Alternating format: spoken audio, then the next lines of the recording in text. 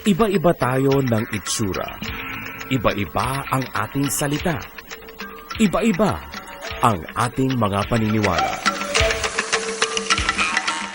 Ngunit iisa lamang ang ating tinubuang bayan. Iisa lamang ang lupa na sa atin ay kumalinga at umaruga. Iisa lamang ang dugo na dumadaloy sa ating mga ugat. At ang lahat ng ito ay nagsisilbing palatandaan na iisa lamang ang ating lahi. Kung tutuusin, lahat tayo ay anak ng ating inang bayan. Lahat tayo ay iisa lamang ang tinitingalang watawat.